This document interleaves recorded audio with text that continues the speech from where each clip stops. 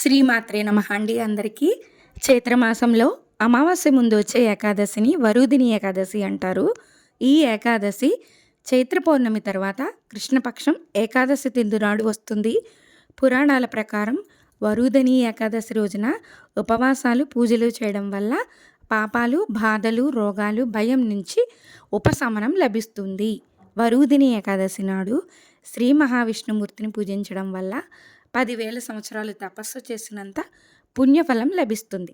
మరణాంతరం వ్యక్తి మోక్షాన్ని పొందుతాడు. మనకి ఈ 2026 సంవత్సరంలో ఏప్రిల్ నెలలో 2 ముఖ్యమైన ఏకాదశులు ఉన్నాయి. ఒకటి వరుదిని ఏకాదశి, ఇంకొకటి మోహిని ఏకాదశి. ఈ 2 ఉపవాసాలు ఈ నెలలోనే రానున్నాయి. కాబట్టి మనం ఏకాదశి రోజున విష్ణుమూర్తిని ప్రత్యేకంగా ఆరాధించాలి.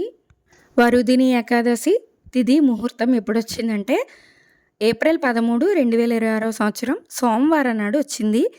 ఏకాదశి తిథి ఏప్రిల్ 13 తెల్లవారుజామున 1:15 ప్రారంభమై ఏప్రిల్ 14 తెల్లవారుజామున 1:08 ముగుస్తుంది.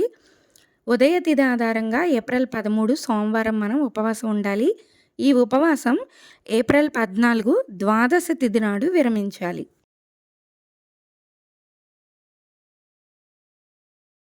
వరుదిని ఏకాదశి యొక్క ప్రాముఖ్యత ఏంటో ఇప్పుడు మనం తెలుసుకుందాం.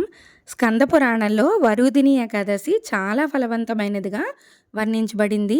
ఈ ఉపవాసం 10,000 సంవత్సరాల తపస్సుకు సమానమైన పుణ్యాన్ని ఇస్తుంది.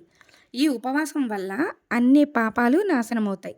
పురాణాల ప్రకారం గొప్ప రాజులు ఈ ఉపవాసం ప్రభావంతో స్వర్గాన్ని పొందారు.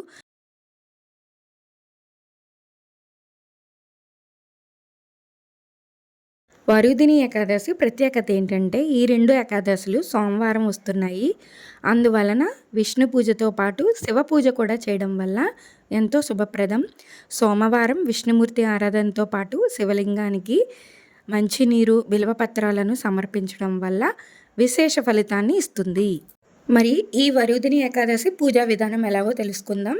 బ్రహ్మముహూర్తంలో స్నానం చేసి, అంటే సూర్యోదయానికి ముందుగా స్నానం చేసి పరిశుభ్రమైన దుస్తులు ధరించి విష్ణు విగ్రహం లేదా చిత్రపటం ముందు దీపారాధన చేయాలి. ఓం నమో భగవతే వాసుదేవాయ అనే మంత్రాన్ని జపించాలి. పండ్లు సమర్పించి సాయంత్రం విష్ణుమూర్తికి హారతి ఇవ్వాలి. మరుసటి రోజున ద్వాదశి తిథి నాడు ఉపవాసాన్ని విరమించవచ్చు. ముఖ్యంగా ఈ ఏకాదశి రోజుల్లో, ఏకాదశి తిథుల్లో నూనె దీపం వెలిగించకూడదండి. కేవలం ఆవు నెయ్యి మాత్రమే వెలిగించి దీపారాధన చేయాలి. ఉపవాసం చేస్తాం అనుకునే వాళ్ళు ఆ రోజు అన్నం తినకూడదు. పాలు, పండ్లు తీసుకుని ఉండొచ్చు. దేవుడికి నైవేద్యం పెడతాం కదా, రవ్వ ప్రసాదం, అది ఒక్క పూట తినచ్చు. రెండో పూట పాలు, పండ్లు తీసుకుని ఏకాదశి తిథులు విష్ణుమూర్తికి, లక్ష్మీదేవికి, శివపార్వతులకి, మన కన్నయ్యకి, రాధమ్మకి తులసిమాల సమర్పించడం చాలా ప్రత్యేకమైనది. ఆవు పాలతో చేసిన బెల్లంతో కలిపి ఉన్న క్షీరాన్ని నైవేద్యం పెట్టండి. శివకి అయితే దద్దోజనం ఇష్టం కాబట్టి తెలుపుగా ఉండే పదార్థం దద్దోజనం చేయండి. మీ వీలుని బట్టి ఈ వడపప్పు, పరమాన్నం, పానకం, ఇంకా చలివిడి ఇలాంటివన్నీ మనం ఏకాదశి తిథుల్లో చేసుకోవాలి. మనం ఏప్రిల్ 13వ తారీఖున ఉదయం నుంచి మళ్ళీ తర్వాత రోజు ద్వాదశి వరకు ఉపవాసం ఉంటాం కాబట్టి దీక్ష విరమించాక దేవునికి మహానైవేద్యం సమర్పించాక ఎవరైనా బ్రాహ్మణుల ఇంటికి పిలిచి భోజనం పెట్టుకుంటే మంచిది. లేదు అంటే మనకు తెలిసిన ఆలయానికి వెళ్ళి స్వయం పాకం ఇవ్వచ్చు. మాకు ఈ 2 కుదరదు అన్నవాళ్ళు ఏం చేయాలంటే గోమాతకు ఆహారం పెట్టడం వల్ల సకల దేవతలకు ఆహారం పెట్టినట్టేనండి. అందుకని మనం గోమాతకి ఏదైనా ఆహారం తినిపించి మనం ఉపవాస దీక్ష విరమించి తర్వాత మనం భోజనం చేయొచ్చు.